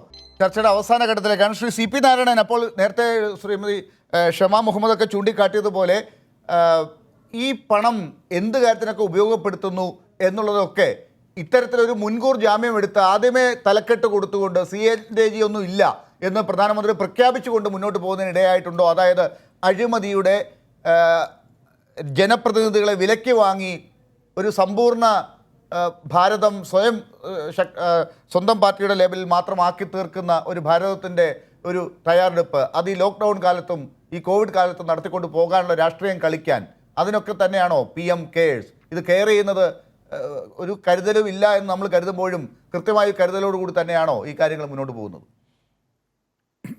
അത് ഞാൻ ആ തരത്തിൽ പറയില്ല. കാരണം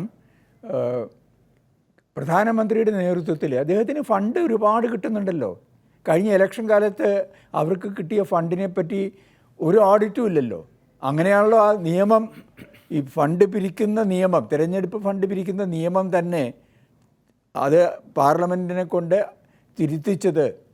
ഈ തരത്തിലുള്ള അക്കൗണ്ട് മുഴുവൻ പ്രൈവറ്റായിട്ട് നിങ്ങൾക്കത് ആരോടും പറയണ്ട, സമാധാനം പറയണ്ട എന്ന വ്യവസ്ഥ കൊണ്ടുവന്നതാണ്.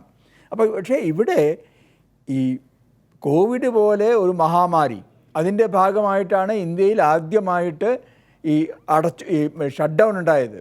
ആ ഷട്ട് ഡൗൺ പ്രഖ്യാപിച്ച് ഏതാനും ദിവസം കഴിഞ്ഞപ്പോഴാണ് പ്രധാനമന്ത്രിയുടെ നേതൃത്വത്തിൽ ഈ തരത്തിലൊരു ഫണ്ട്, ആ ഫണ്ട് യഥാർത്ഥത്തിൽ ഈ മഹാമാരിക്കെതിരായിട്ടായിരുന്നുവെങ്കിൽ അത് മഹാമാരി വളരെ സുതാര്യമാണ്. അതേപോലെ തന്നെ സുതാര്യമായിട്ട് അതിനെ നേരിടാനുള്ള ഫണ്ടും കൈകാര്യം ചെയ്യേണ്ടിയിരുന്നു. ഞങ്ങൾക്ക് ഇത്ര ഫണ്ട് കിട്ടി, അത് ഇന്ന കാര്യങ്ങൾക്ക് വിനിയോഗിച്ചു എന്ന് ഈ പ്രധാനമന്ത്രി അടക്കമുള്ള മന്ത്രിമാരടങ്ങുന്ന ഈ സമിതിക്ക് പറയാൻ കഴിയണമായിരുന്നു. ആ തരത്തിലൊരു സംവിധാനമില്ല. ഇപ്പോൾ വാദത്തിന് വേണ്ടി ശ്രീ തോമസ് പറഞ്ഞ അതായത് ഇത് പബ്ലിക് ഫണ്ടാണ് എങ്കിൽ, പബ്ലിക് ഫണ്ടാണെങ്കിൽ നിങ്ങൾക്ക് ചോദിച്ച ചോദ്യത്തിന് മറുപടി പറയണം RTI അനുസരിച്ച്. അത് തയ്യാറല്ലല്ലോ. അപ്പോൾ ചോദിച്ചതിന് മറുപടി പറയാതെ ചെലവഴിക്കുന്ന കാര്യങ്ങളെപ്പറ്റി സംശയാസ്പദമായ ആരോപണങ്ങൾ വരുമ്പോൾ എന്തിനാണ് പ്രധാനമന്ത്രിയും മറ്റു മന്ത്രിമാരും കൂടി ഈ തരത്തിൽ ഈ രാജ്യത്തെ ജനങ്ങളുടെ വിദേശങ്ങളിൽ നിന്ന്, വിദേശ ഗവൺമെൻറ്റുകളുടെ അടക്കം ഫണ്ട് വാങ്ങിയിട്ട് ആരോടും സമാധാനം പറയേണ്ട, ഇത് ഞങ്ങൾക്ക് പൂർണ്ണമായിട്ട് തോന്നിയ പോലെ ചെയ്യാം എന്നൊരു വ്യവസ്ഥ ചെയ്യുന്നത് എന്തിനാണ്? ഇത് ജനങ്ങളെ, ജനാധിപത്യത്തെ അപഹസിക്കലല്ലേ? ഷമ മുഹമ്മദ്, അപ്പോൾ അത് എന്തിനു വേണ്ടിയാണെന്നാണ് ശ്രീ CP നാരായണൻ ചോദിച്ചത്. അത് എന്തിനു വേണ്ടിയിട്ടാണ്? അതുപോലെ ഈ സാർക്ക് അസോസിയേറ്റ്സിന് നേരത്തെ ഷമ ചൂണ്ടിക്കാട്ടിയതുപോലെ സുനിൽകുമാർ ഗുപ്തയുടെ ഒരു പരിവേഷം, അദ്ദേഹം ആരോടൊക്കെ നിൽക്കുന്നു, അംബാനിയോടൊപ്പമുണ്ട് അല്ലെങ്കിൽ BJP നേതാക്കളോടൊപ്പം ഉണ്ടെന്നൊക്കെയുള്ള വാർത്തകളുണ്ട്. അപ്പോൾ അതൊക്കെ ഈ പണം എവിടേക്ക് ഇനി ഉപയോഗപ്പെടുത്തി കൊണ്ടുപോകാം എന്നുള്ളതിനെക്കുറിച്ച് വ്യക്തമായൊരു പ്ലാൻ കണ്ടുകൊണ്ടുള്ള പോക്കാണോ? അത് ശരിയാണ്. ഇപ്പം ശ്രീ നാരായണൻ പറഞ്ഞ പോലെ ഈ പാർലമെന്റിൽ അവർ കൊണ്ടുവന്ന ഇലക്ടറൽ ബോണ്ട്സ് എന്ന് പറഞ്ഞാൽ ഈ അവർക്കറിയും, ഇൻഡസ്ട്രിയലിസ്റ്റിന്, കോർപ്പറേറ്റ്സിന് അറിയും അവരാർക്കാ കൊടുക്കുന്നത്. പക്ഷെ ഞങ്ങളെ പാർട്ടിക്ക് അറിയില്ല ഞങ്ങൾക്ക് ആരാ തരുന്നത്. പക്ഷെ ഇപ്പൊ കോൺഗ്രസ് പാർട്ടിക്ക് അറിയില്ല, BJPക്ക് അറിയില്ല. പക്ഷെ ആർക്കറിയും? RBIക്ക് അറിയും, SBIക്ക് അറിയും.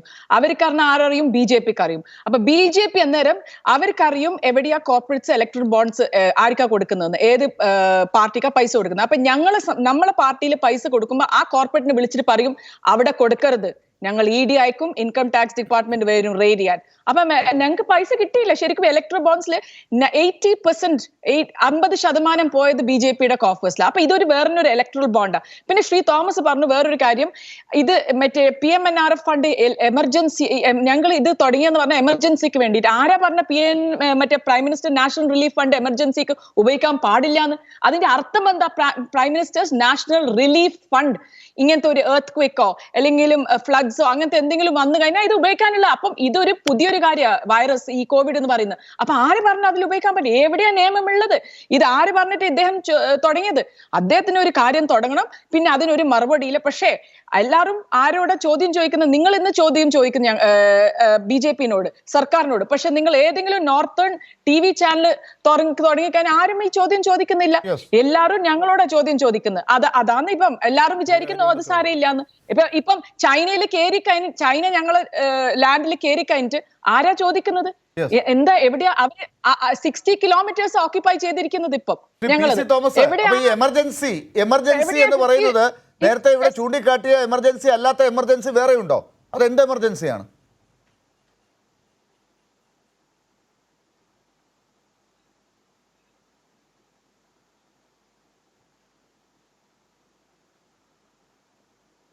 PC തോമസ്, താങ്കളോടാണ് ചോദ്യം.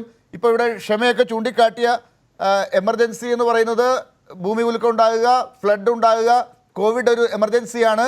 ഇത് ഒക്കെ വരുമ്പോൾ പണം എടുക്കാം ഈ പ്രൈം മിനിസ്റ്റർ റിലീഫ് ഫണ്ടിൽ നിന്ന്, PMNRF-ൽ നിന്ന്. പക്ഷേ അത് കൂടാതെ മറ്റൊരു ഫണ്ട് ഉണ്ടാക്കി എമർജൻസി നേരിടാൻ വേണ്ടി ശ്രമിക്കുമ്പോൾ വേറെ എമർജൻസികൾ ഉണ്ടോ BJP-ക്കും പ്രധാനമന്ത്രിക്കും ഒക്കെ? പിന്നെ ലാൽ, അവിടെ ഒരു കോർപ്പസ് ഉണ്ട്, 3800 കോടി ഉണ്ട് PMNRF-ല്. അതെന്താ അവർ ഉപയോഗിക്കാത്ത എനിക്ക് മനസ്സിലാവുന്നില്ല. അവിടെ ഒരു കോർപ്പസ് ഉണ്ടല്ലോ. PC തോമസിന് കേൾക്കുന്നുണ്ടോ എന്ന് എനിക്ക് സംശയമുണ്ട്. ഞാനൊരു ചോദ്യം PC തോമസിനോട് ചോദിക്കട്ടെ. PC തോമസിലേക്ക് വരെ ആ ശബ്ദം ശരിയാക്കിയിട്ട് ശ്രീ തുളസീധരൻ പിള്ള താങ്കൾ ചോദിച്ചോളൂ. ഈ പിന്നെ സാർക്ക് അസോസിയേറ്റ്സ് ഓഡിറ്റ് ചെയ്യുന്ന കണക്ക് എവിടെയാണ് ഇത് സബ്മിറ്റ് ചെയ്യുന്നത്? അതിൻ്റെ ബോണഫൈഡ്സ് ആരാണത് എൻഷുർ ചെയ്യുന്നത്? ഏത് ബോഡിയാണ് അത് എക്സാമിൻ ചെയ്യുന്നത്? ഒന്ന് പറയാമോ ബഹുമാനപ്പെട്ട PC തോമസ് സാറിന്? ഇതാരാണ് ഇത് ഓഡിറ്റ് ചെയ്യുന്നത്? വെറുതെ ഓഡിറ്റ് എന്ന് പറയുന്നൊരു വാക്കെടുത്തങ്ങ് അണിയല്ലേ? CNDG മാറ്റിയിട്ട് CNDG എന്തുകൊണ്ട് മാറ്റിയെന്ന് ആദ്യം പറയണം. CNDG ആൾറെഡി പ്രൊവൈഡ് ചെയ്തിട്ടുള്ളൊരു ഹെഡ് ഓഫ് അക്കൗണ്ട് ഉണ്ട്. സ്വാതന്ത്ര്യം കിട്ടിയതിന് ശേഷം മുതലേ ആ ഹെഡ് ഓപ്പറേറ്റ് ചെയ്യാവുന്നതാണ്. ആ ഹെഡ് ഒഴിഞ്ഞു കിടക്കുകയാണ്. ആ ഹെഡിൽ നിങ്ങൾക്ക് അക്കൗണ്ട് ചെയ്യാമായിരുന്നു. അത് ചെയ്തില്ല. CNDG-യെ മാറ്റിവെച്ചു. എന്തിന് മാറ്റിയെന്ന് പറയണം. വേണ്ടാന്ന് വെച്ചത് ആരാണെന്ന് പറയണം. ഏത് സ്റ്റാറ്റ്യൂട്ടറി പ്രൊവിഷൻ വെച്ചിട്ടാണ്? രണ്ടാമത് ഇപ്പോഴത്തെ ഓഡിറ്റേഴ്സ് ഓഡിറ്റ് ചെയ്യുന്ന അക്കൗണ്ട്സ് എവിടെ സബ്മിറ്റ് ചെയ്യും? ശരി, ശ്രീ PC തോമസ്, താങ്കൾക്ക് ഇടയ്ക്ക് കേൾക്കാൻ പറ്റിയില്ല. ഞാൻ ചോദിച്ച ചോദ്യം ഇതായിരുന്നു. ഇവിടെ പ്രളയം, ഭൂമി കുലുക്കം, അതല്ലെങ്കിൽ പകർച്ചവ്യാധി, ഈ കോവിഡൊക്കെ വരുമ്പോൾ ഒരു എമർജൻസിയാണ്. ആ എമർജൻസിയിൽ PMNRF-ൽ നിന്ന് പണം ചിലവാക്കാം, അത് പാടില്ല എന്ന് ഒരിടത്തും പറഞ്ഞിട്ടില്ല. അത് മാറ്റി വെച്ചുകൊണ്ട് ഈ സമയത്ത് വേറൊരു എമർജൻസി ഫണ്ട് ഉണ്ടാക്കിയിരിക്കുന്നു എമർജൻസിക്ക് ചിലവാക്കാൻ. അപ്പോൾ ഇതൊന്നും അല്ലാത്ത മറ്റൊരു എമർജൻസി ഉണ്ടോ പ്രധാനമന്ത്രിക്കും രാജ്യത്തെ കേന്ദ്ര സർക്കാരിനും?